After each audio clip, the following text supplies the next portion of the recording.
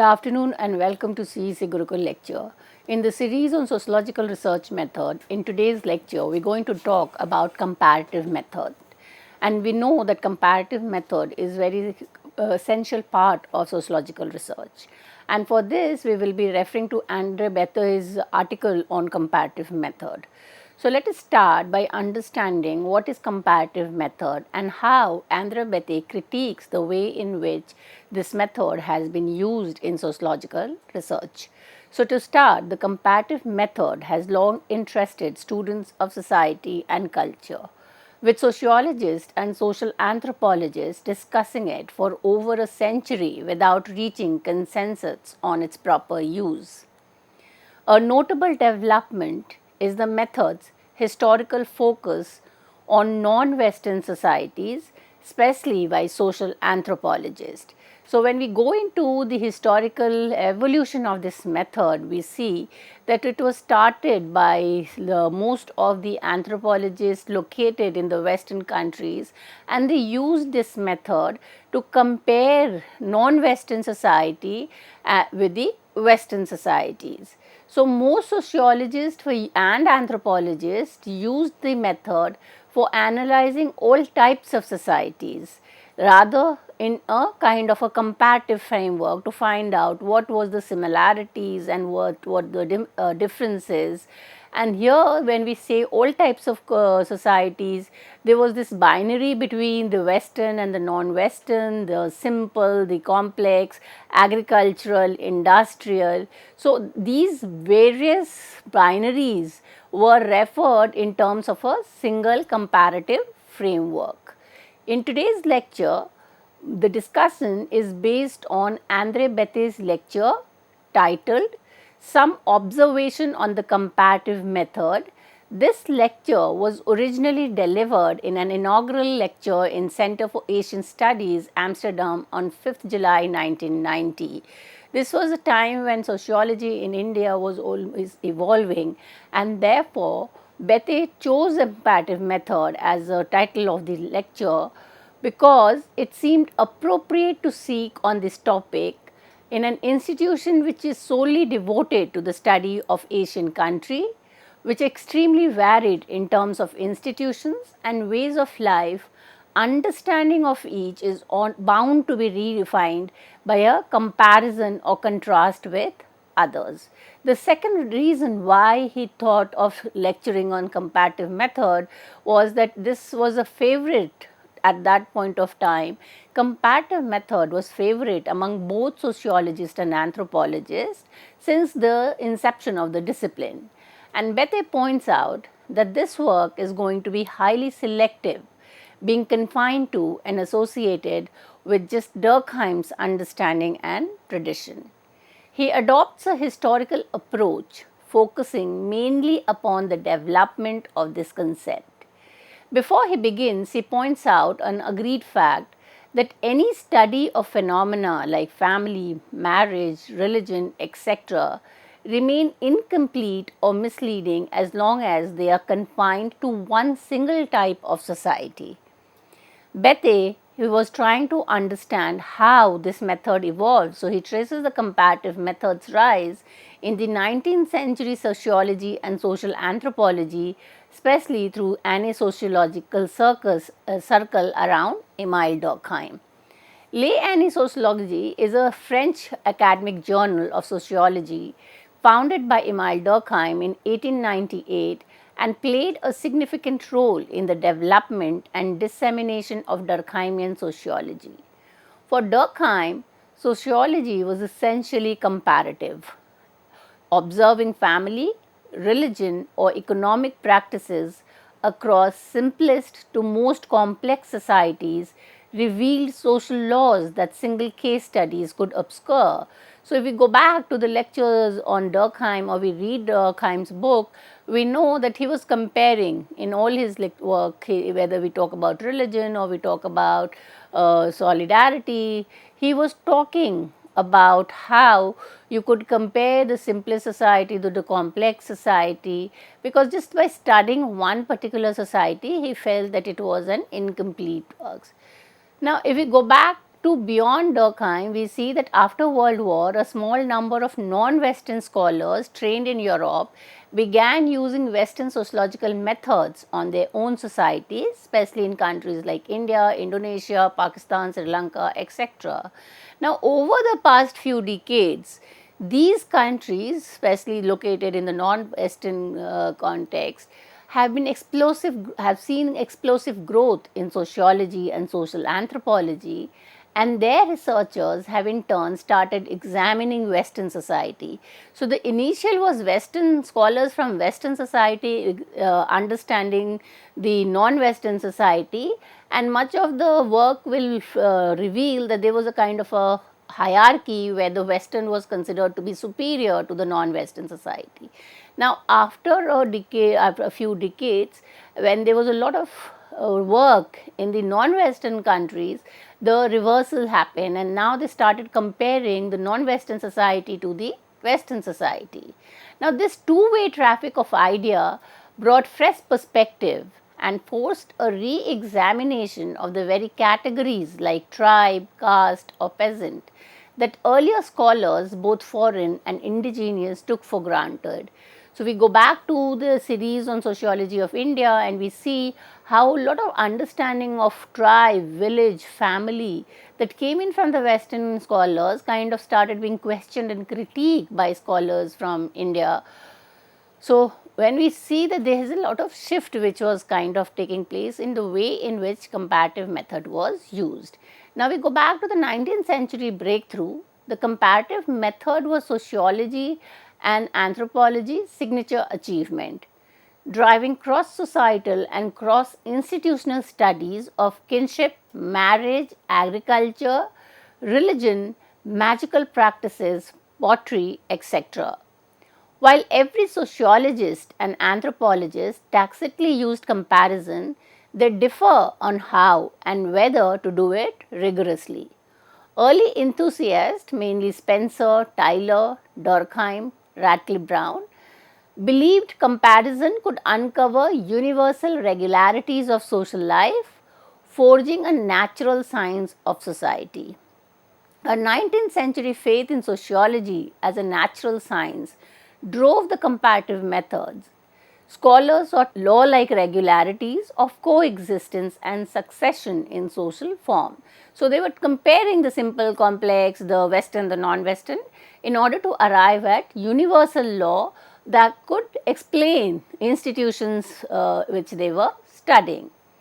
Early anthropologists married cultural analysis with biology, physiology, and Spencer, Durkheim, they famously leaned on the organic analogy, treating society as living organism both metaphorically and methodologically. So, we know that in the initial stage of the evolution of the discipline, sociology was being kind of evolved in the very close to the sciences. It was kind of regarded as being a science of society.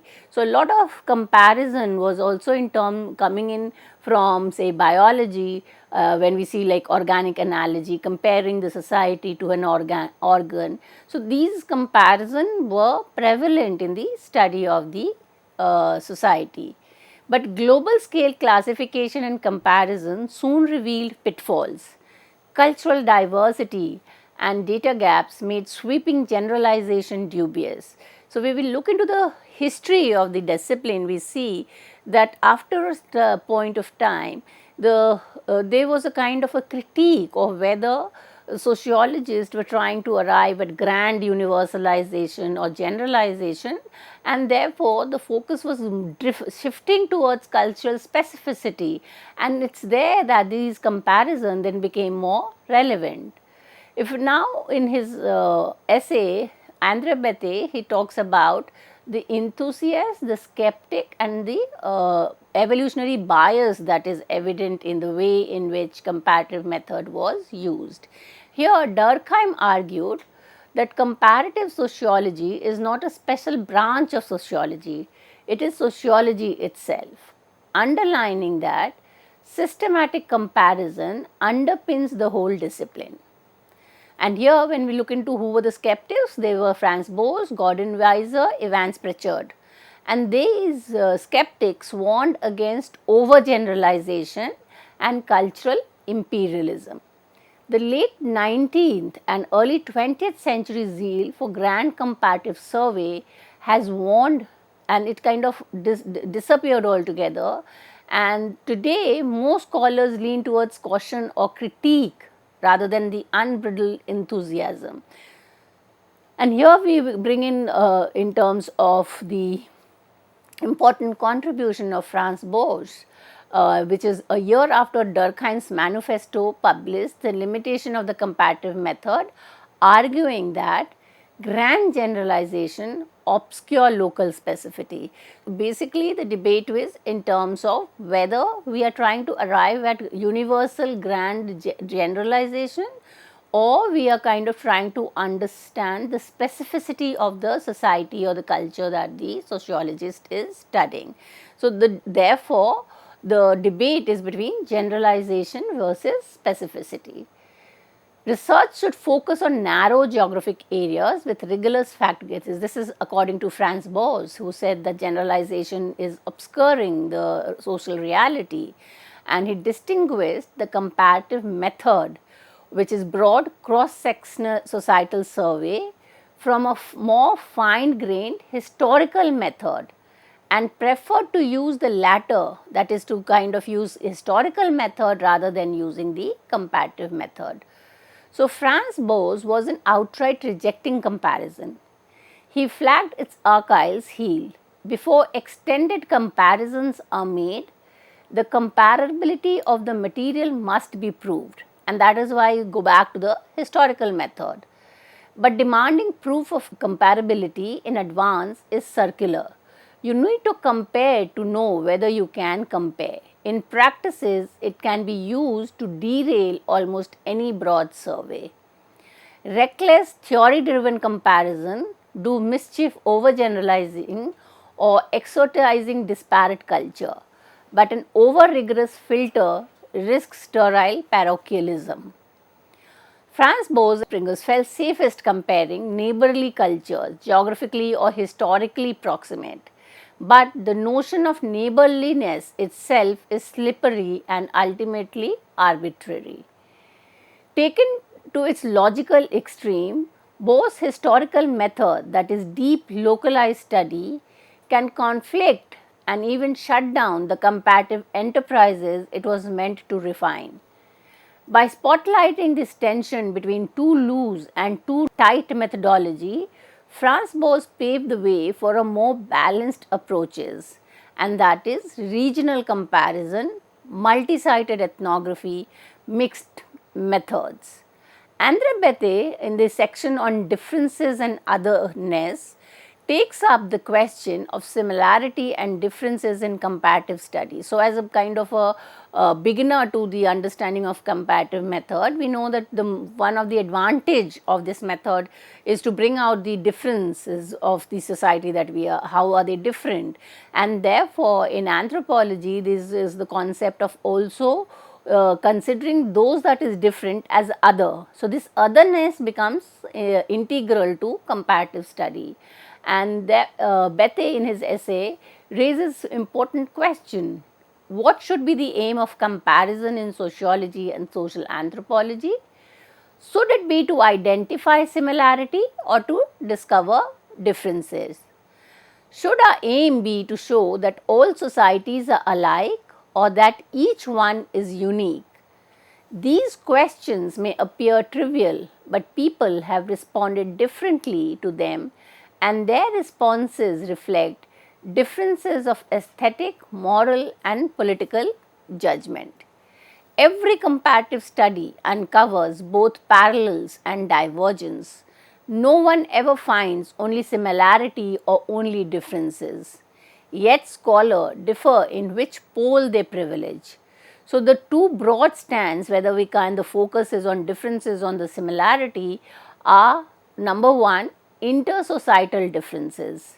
Now, those who are trying to understand the comparison of two society to find differences, they are trying to find what are the intersocietal differences. And here the emphasis on the unique constellation of practices, institutions and meaning, that distinguish one non-Western society from another, tends to valorize cultural particularity, resisting universalizing narratives.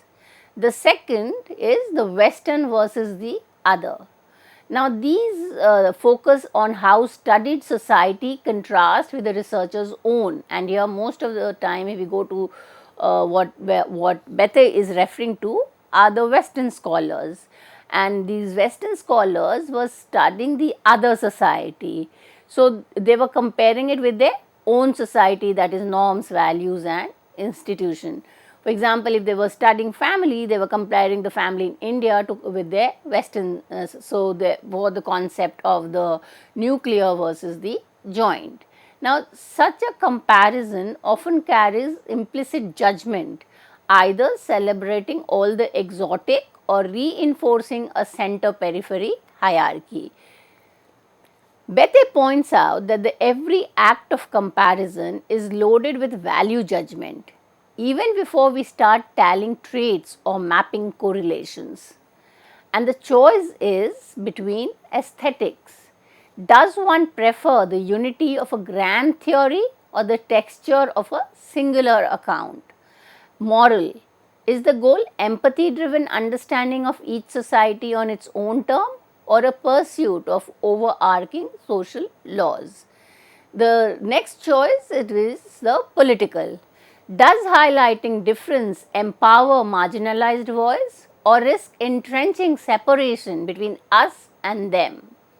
Every cross society comparison surfaces both parallels and divergence.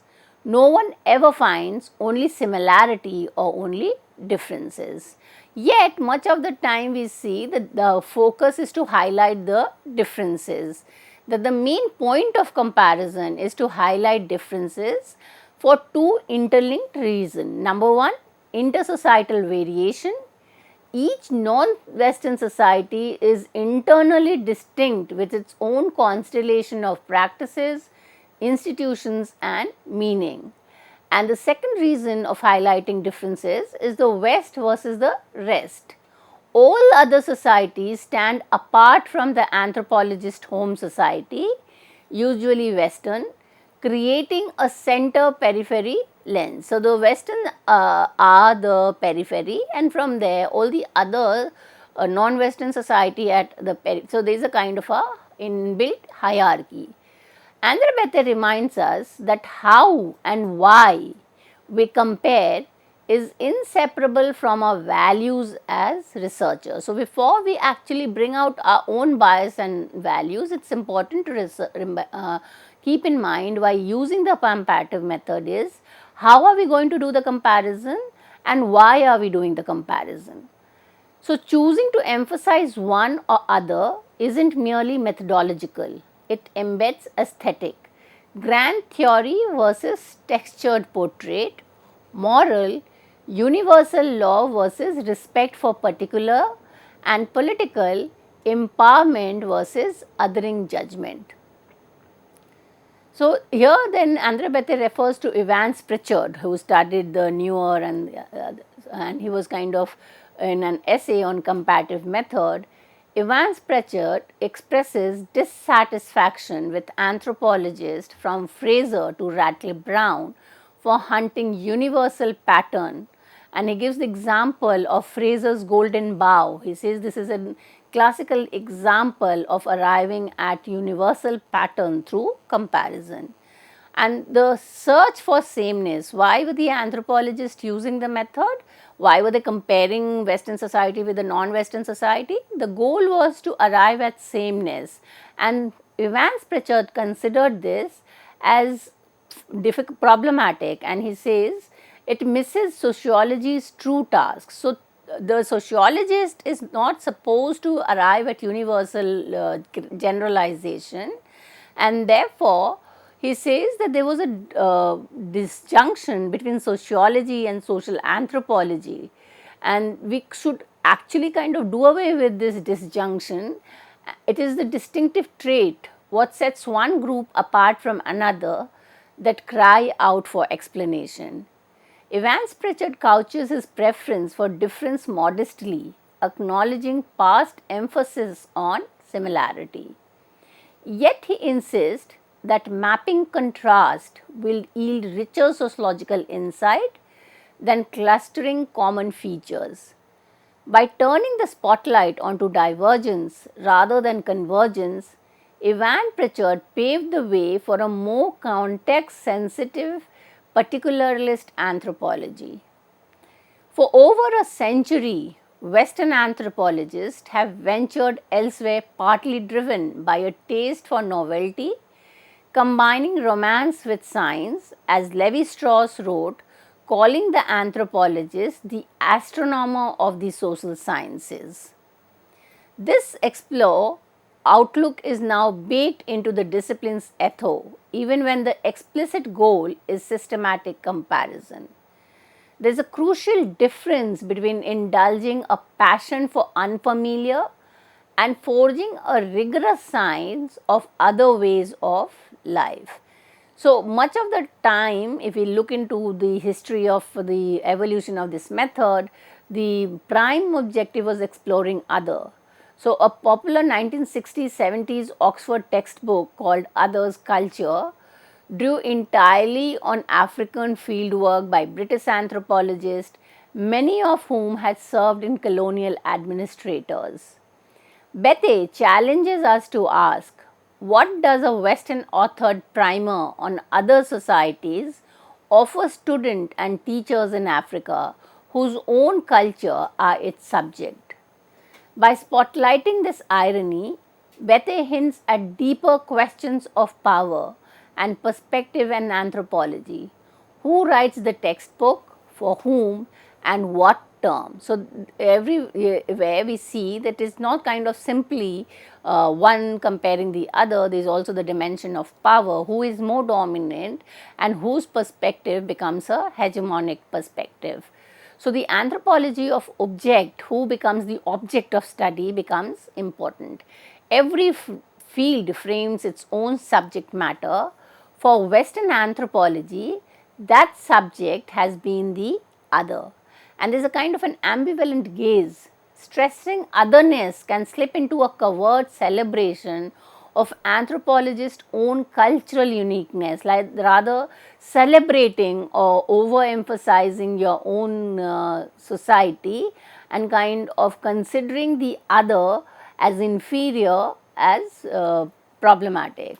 So, foreshortening and distortion, studying from a distance risk flattening or skewing the other, what Levi-Strauss called combining romance and science. The other problem of the anthropology of other is double-edged unity.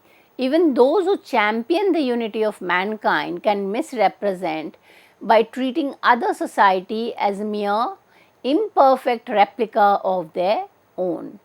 And that is what Bethe points out to the historically those who emphasize the unity of mankind often implicitly or explicitly position their society as the pinnacle of development, and that is a problem with dogmatic comparison.